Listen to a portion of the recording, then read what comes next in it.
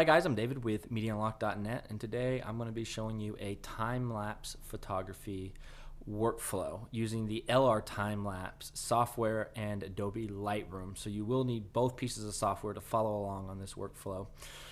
This is probably one of the best workflows, if not the best workflow that I've kind of come across so far in my time-lapse photography. I've spent probably the last year to 6 months really diving into time-lapse photography and really trying to understand it and how it works and how to make the time-lapses look very smooth and nice, and then get them all edited up and make them look very professional like you see them on TV and stuff like that. So to do so, I find that the LR TimeLapse software is one of the best ones to use out there, if not the best that I've come across. I haven't tried them all, but I've tried a handful of them, and this by far is my favorite. Now, if you want to follow along, you can download the demo trial. It's not really a trial version. Pretty much what it is, it allows you to do up to 400 images as well. You can do some basic, I think, 1080p output with it. So you can get some pretty decent quality stuff with up to 400 images, but you will need the pro version, which is what I'm using, and you'll see that today, to do more images, as well as be able to do up to 8K. The newest release allows you to do up to 8K. I'm going to be doing a 4K workflow today. But you'll be able to follow along if you're doing a 1080p workflow. That's fine. You'll be able to follow along. So just go on and download it. Here's the website, as you guys can see it. And this gentleman named Gunther in Germany is the one that actually came up with it. He wanted to get into more professional time lapses, so he created this software so that you could actually get some really high-end time lapses without doing a lot of workarounds, in a manner of speaking. But again, you're going to need this software, and you're going to need Lightroom to make this work. As well, please shoot all your time lapses in RAW, because it allows for better dynamic range and allows you to bring your exposures back in. So if things are underexposed or overexposed, you are able to save it more in Lightroom if indeed you shot in RAW. So let's get started. I've already taken all the RAW files off the SD card and put them into a specific folder in my photography partition on my hard drive. And so that's what we're going to do. Is the first thing we're going to do is going to open it up and bring it into LR TimeLapse. So as you can see, I'm going to be using the barn here, and this is the one that we're going to be bringing into LR TimeLapse. Now, if you notice, it is a white versus these gray, and what the white means is that it is a readable time lapse, something that LR TimeLapse can read and turn into a time lapse. It's a sequence of photos that are in order that will turn into your time lapse or motion video.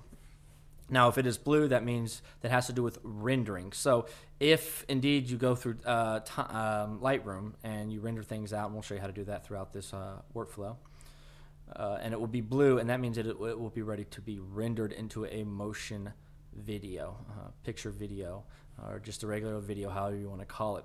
Now, you do have a couple different options. You have what's called your basic workflow, and that's what we're going to go over today. We're going to teach you the very basic workflow.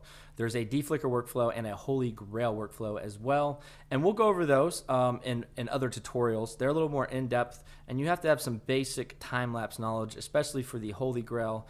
With the FLICKR, not so much, but you can kind of get around the FLICKR if you understand how to do time lapses. And maybe down the line I'll have time to actually take you out in the field and teach you some settings and how to do a proper time lapse. But again, today I'm just going to be teaching you how to take your time lapse sequence, all your photos, and turn it into an actual motion picture so that you can play it back and watch it and show your friends or whatever you want to do with it. So what we're going to do is we're going to do the barn one today. And so what it's going to do is it's going to go through and make XMP files so that Lightroom can read it and they can talk to each other. LR TimeLapse and Lightroom can talk to each other back and forth to be able to make the color corrections and adjustments that will need to be made to get a nice, smooth-looking time lapse. So it's going through and doing that. Once that's finished, what we're going to do is we're going to initialize it.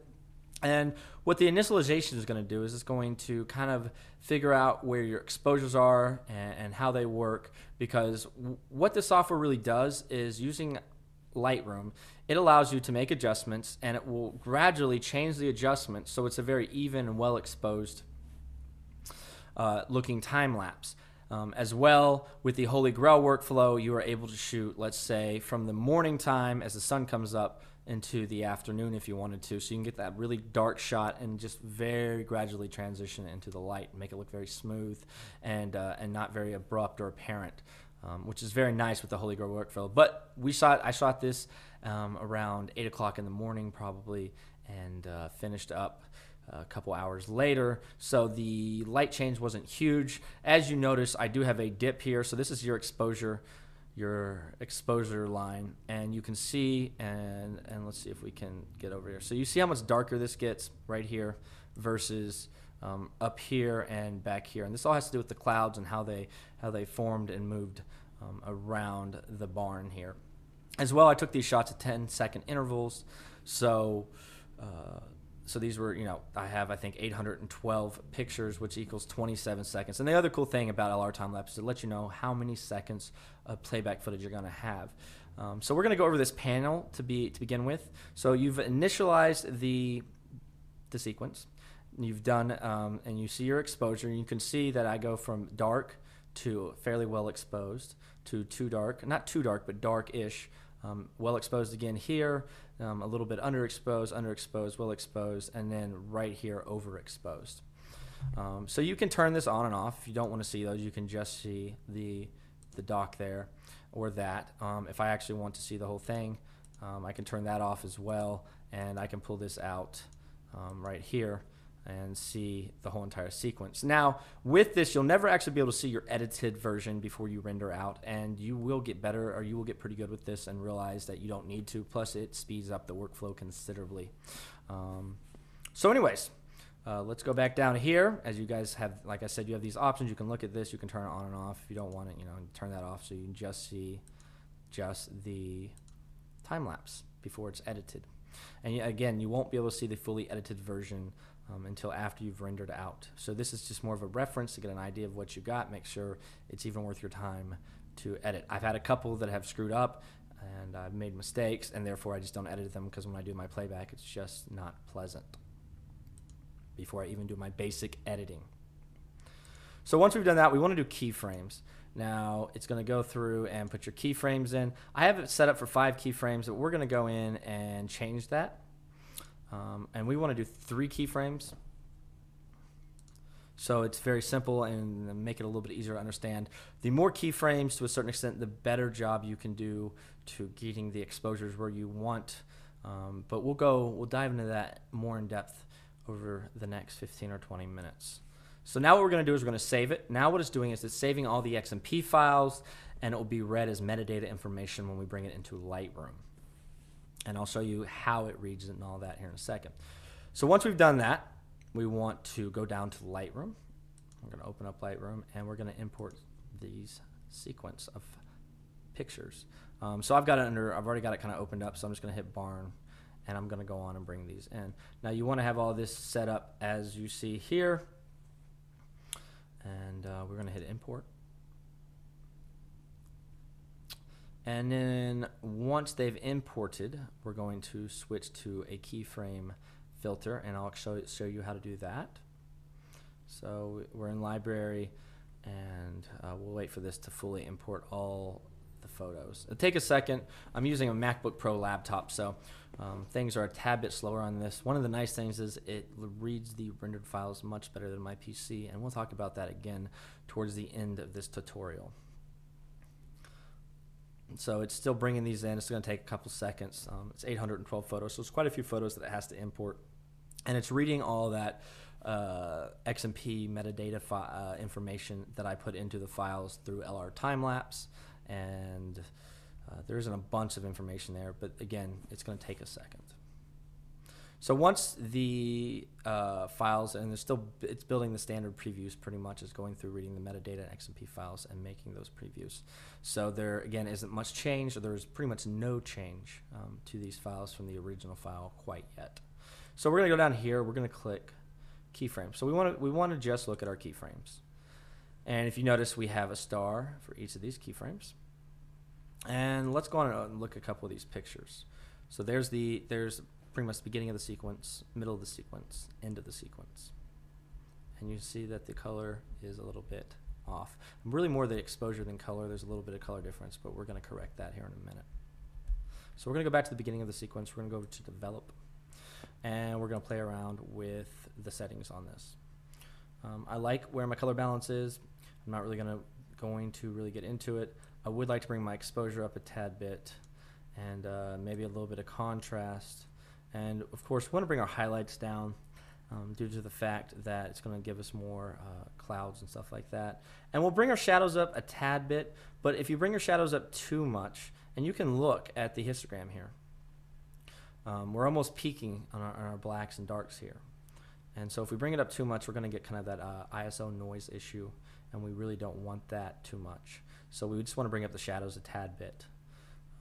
And then we might let go of some of the blacks a tad bit. As well, you can use your gradient filters if you feel the need to. Pop the clarity up a tad bit, give it a little punch, and we'll go bring up the vibrance so the green looks a little bit greener. As well, you do have the option to use your tonal curve if you decide to do that. And you can work on all of these if you need to do further adjustments that cannot be made up here. So we're not really going to dive too deep into the editing process here. If you guys like to learn a little bit more about editing in Lightroom, please leave a comment or send me a message, and if I get enough of them, I'll take the time and show you guys some of the basics in Lightroom. So for the most part, pretty happy with this. I'm not going to really worry too much about color correction here and editing. So now what we want to do is we want to right click and we want to copy our settings. So we're going to copy these settings off of this photo. This is going to pop up. And yes, we want all of these. So we're going to go to our next pixel, which is kind of the middle. It's our middle keyframe. And we're going to hit settings again, and we're going to right click, hit settings, and then click paste. So now we have pasted those settings, and let's take a look at the difference between these two photos. So this looks like this photo right here is a tad bit darker, and the colors, if you notice, right here are a tad bit different than what we have sitting on here. So we want to do our best to match up these two colors. So let's bring down our exposure a tad bit, but not too much. And let's go back and forth and see how the exposure looks. Exposure is much more similar. And again, as the clouds change and you have different settings, you are going to get some, of course, different lighting. And we're going to bring our color balance up a tad bit.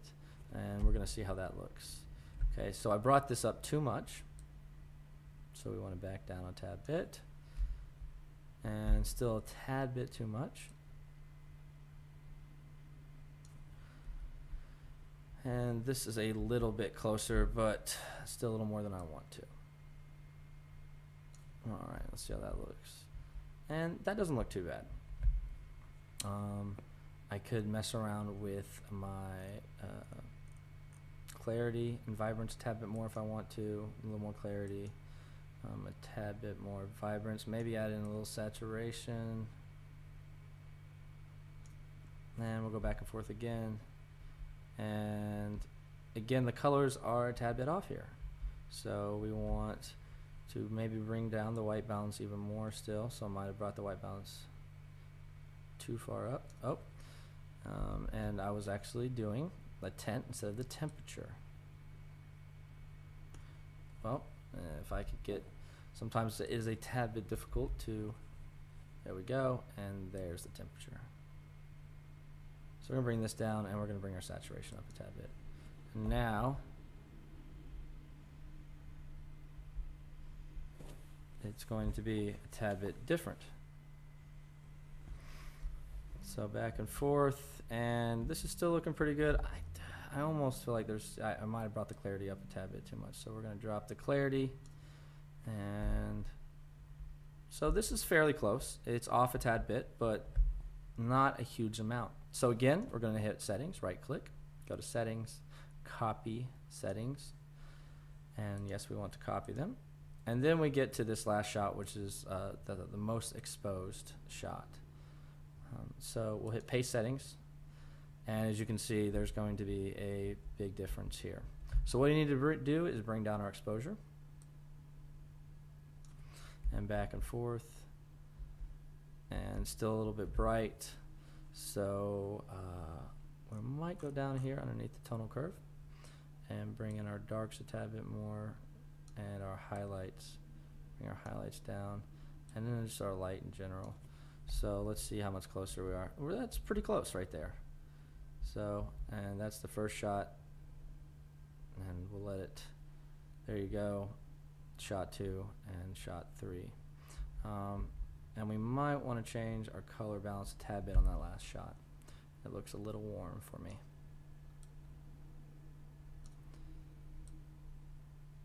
There we go, and I'd say that is pretty close. Not dead on, but pretty close to where I want it.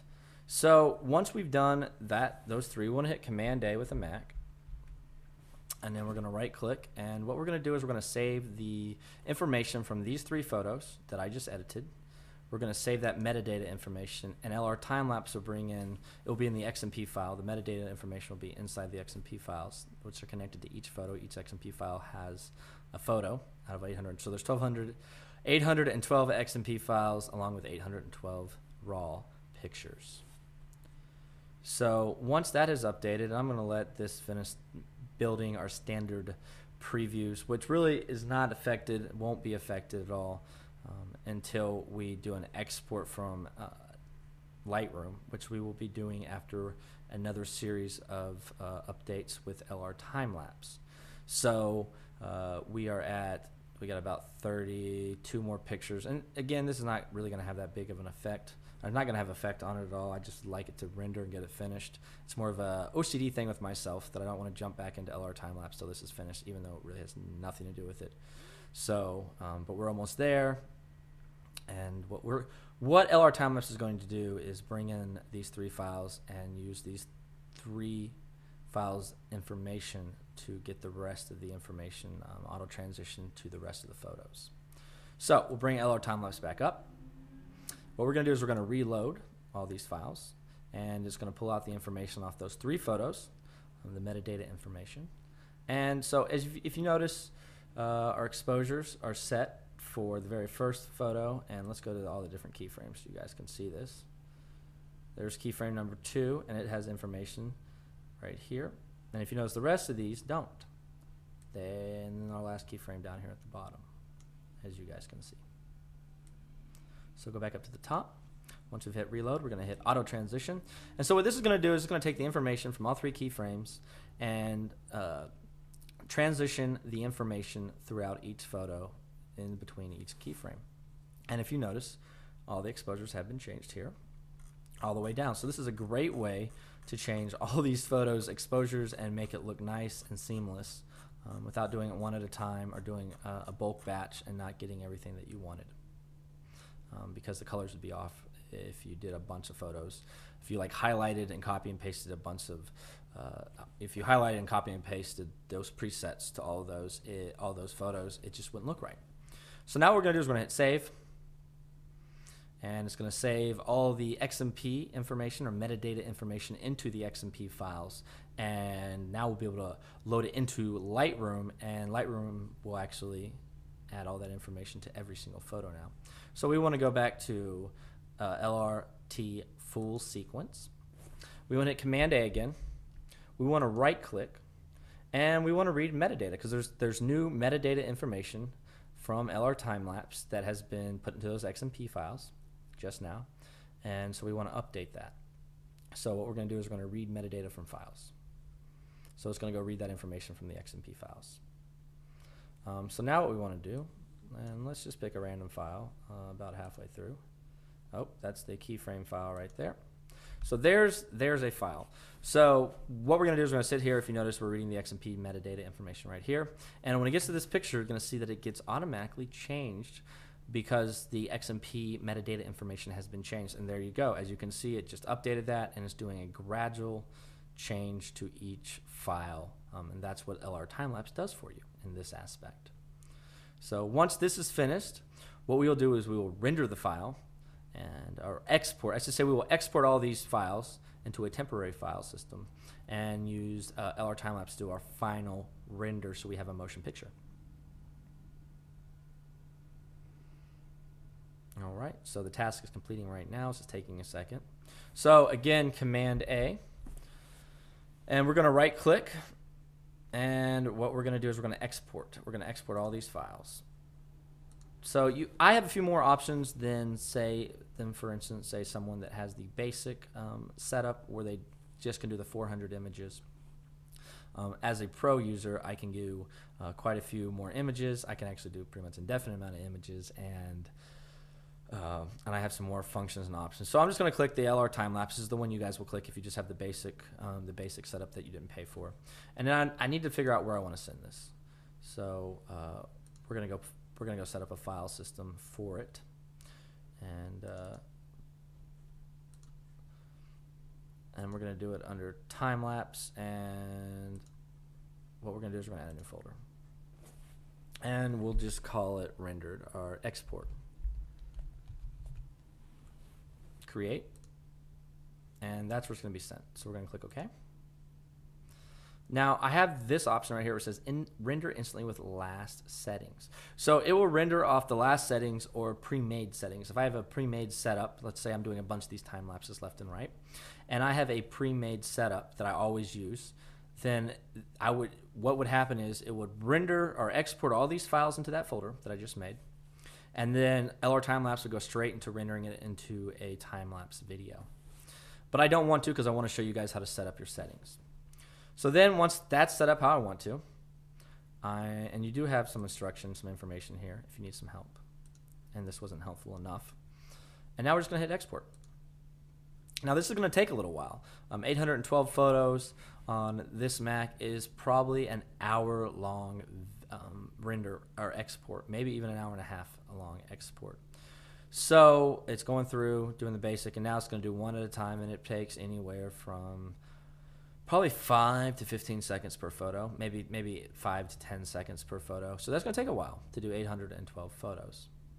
So what I'm going to do is I'll be back once we have rendered these out, and I'll show you guys the next 2 steps that we have left to get your time-lapse video going.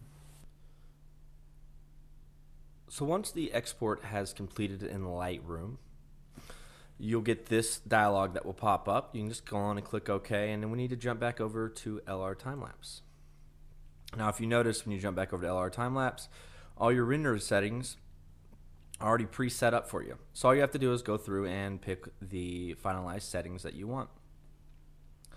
So with the freeware software of LR Time Lapse, I think you can only export up to 1080p. I have the Pro version, as I mentioned a few different times, so I'm using 4K. I do a click for sharpening, and then you can add in a copyright overlay and some other things. You have different frame rates depending on how many photos you've taken.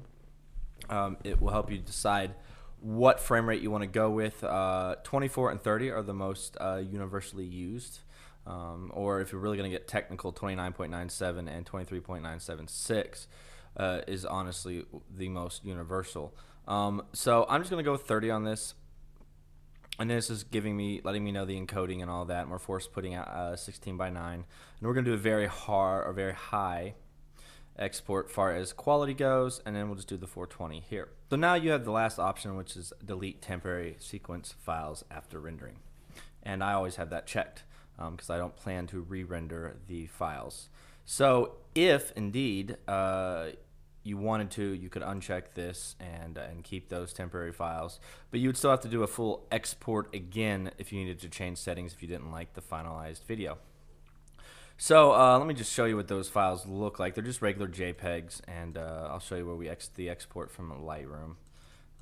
And then they're in here and in LR Time Lapse sequence. So what will happen is it will delete all these files once it's finished rendering, and then you'll have your motion picture video, and you'll just have that sitting in the folder instead of all these files. You could have both. I go on and delete them though. I have no reason to keep them. So render video, and you could set your default settings as it asked you in the export of the Lightroom. So, and you could set that your default settings up, and then it would just export right out of Lightroom and just start rendering right out of LR Time Lapse. If you've already got your settings preset the way you want. These are pretty much the same settings I used every time. So I just ought to do an automatic render most times.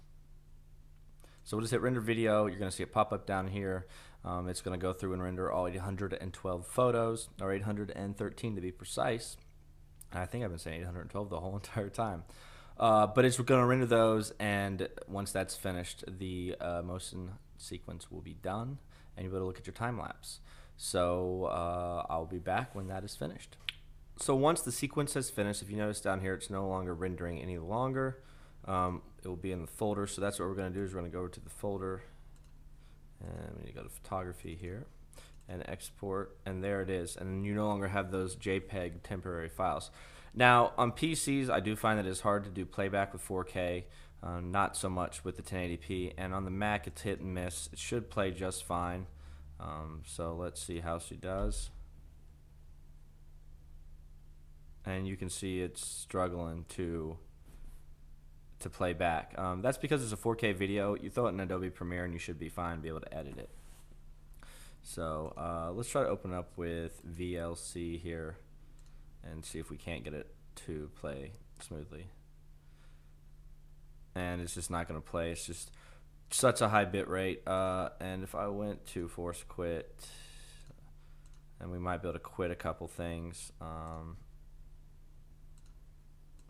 Let's see here. We'll just quit a few items here and see if that will allow it to play more comfortably. Sometimes that works.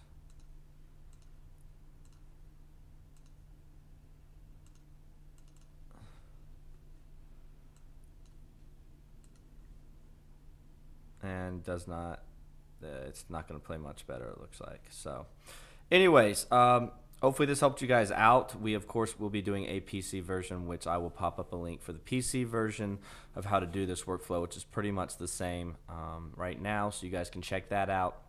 And as well, check us out on MediaUnlocked.net, David D Images on Facebook, and on Twitter, Media Unlocked. And we got all kinds of other time-lapse tutorials coming at you, hopefully over the next 6 months or so. Have a good one, and I'll catch you guys next time.